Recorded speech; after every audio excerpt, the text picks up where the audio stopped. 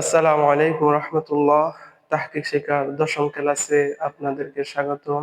আজকের এই ক্লাসে আমরা তাকাব্বাল শব্দের তাহকিক শিখব ইনশাআল্লাহ। আমি এখানে তাকাব্বাল শব্দটি লিখে রেখেছি। আমরা প্রথমত এই শব্দের তাহকিক করতে হলে আমরা তার এই শব্দকে আগে চিনতে হবে। আমরা গত ক্লাসের মধ্যে আলোচনা করেছিলাম যে শব্দের শুরুতে তা এবং যদি আইন কালিমার মধ্যে তাসদীদ যুক্ত হয় তাহলে তার ভাব হয় বাবে তাফাউলুন। আমরা যদি এই শব্দটির দিকে লক্ষ্য রাখি তাহলে ভাব আমরা প্রথমত চিনব যে বাবে তাফাউলুন। এই তাফাউলুন ভাব থেকে যখন শব্দের শেষ অক্ষর সাকিন হয়, শব্দের যখন শেষ অক্ষর সাকিন হয় তখন এই শব্দটি হয় আমর। আমরা আরো সহজভাবে এই শব্দটি যে আমর আমরা চিনব কিভাবে, এর মূল শব্দ ছিল তাকাব্বালু। তাকাব বা তাতাকাব্বালু ছিল শব্দটি। তাতা তাতাকাব বালু শব্দটি ছিল। এই যে শব্দটি তাতাকাব্বালু মূলত ছিল, এই শব্দটিকে আমরা দুটি তা যখন একসাথে হয় তখন একটি তা বিলুপ্ত হয়ে যায়।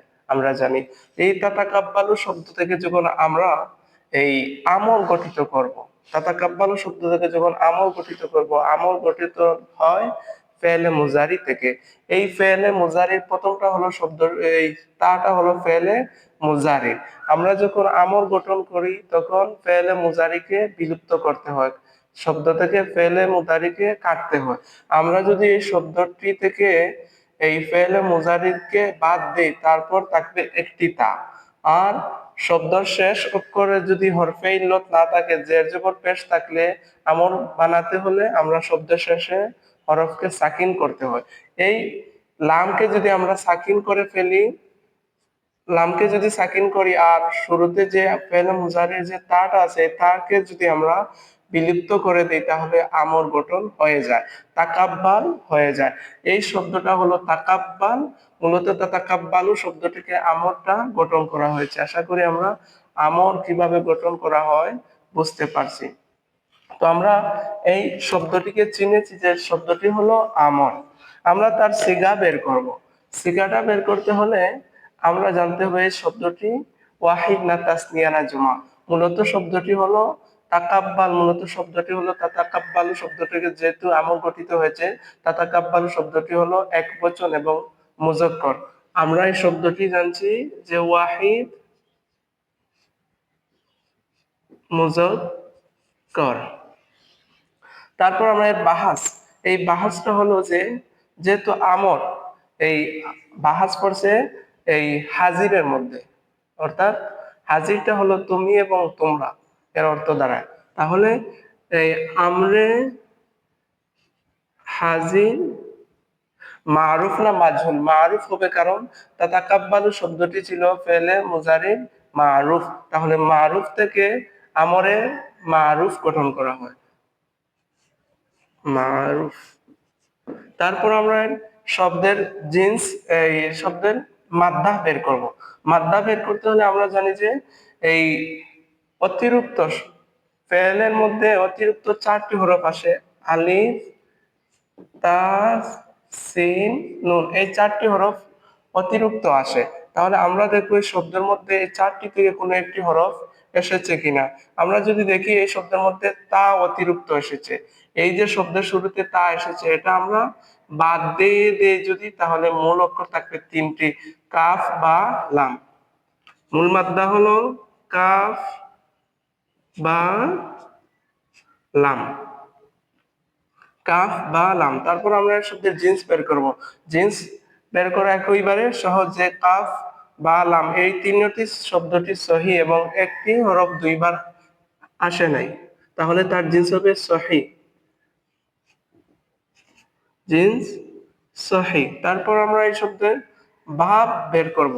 ভাবটা হলো যে যদি ফা কালিমার পূর্বে তা আসে, এই যে ফা কালিমা হলো কাফ, এই কাফের পূর্বে যদি তা আসে, কোন শব্দের পূর্বে অর্থাৎ ফা কালিমার পূর্বে যদি তা আসে এবং আইন কালিমা হলো, এই আইন কালিমা হলো বা, এই বার উপরে যদি তাসদীদ থাকে, কোনো শব্দের শুরুতে তা এবং আইন কালিমার মধ্যে যদি তাসদীদ থাকে, তাহলে এই শব্দের বা হবে বাবে তাফাউলু,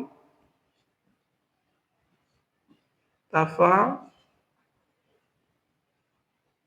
তাফা উলুন, বাবে তাফা উলুন হবে।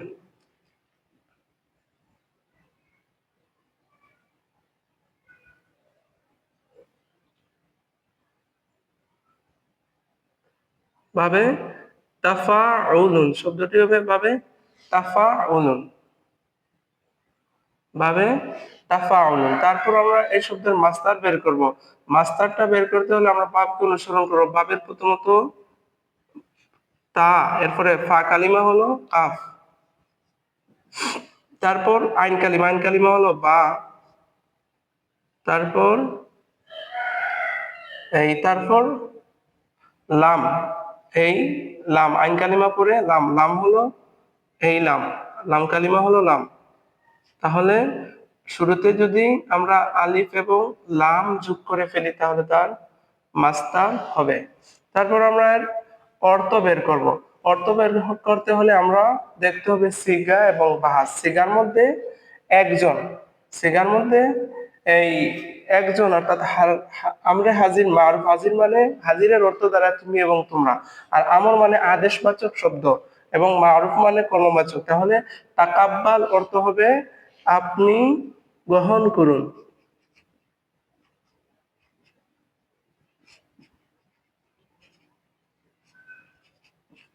গ্রহণ করুন। আশা করি আমরা এই তাকাব্বাল শব্দের এই বিশ্লেষণ বুঝতে পেরেছি। এই শব্দটি কোরআন শরীফের বিভিন্ন জায়গায় বিভিন্ন আয়াতের মধ্যে ব্যবহৃত হয়েছে। যেমন সূরা বাকারার মধ্যে এসেছে যে রব্বানা তাকাব্বাল মিন্না ইন্নাকা আনতাস সামিউল আলিম, হে আল্লাহ, হে আমাদের প্রতিপালক, তাকাব্বাল আপনি গ্রহণ করুন আমাদের কাছ থেকে, মিন্না আমাদের কাছ থেকে, ইন্নাকা আনতাস সামিউল আলিম, এই আয়াতের মধ্যেই এসেছে যে তাকাব্বাল। আরো অনেক জায়গার মধ্যে কোরআন শরীফের মধ্যে এই বাদ থেকে এই আমর শব্দটি, আমরে হাজির মারুফ শব্দটি ব্যবহৃত হয়েছে। আশা করি আমরা বুঝতে পেরেছি। আসসালামু আলাইকুম রহমতুল্লাহ।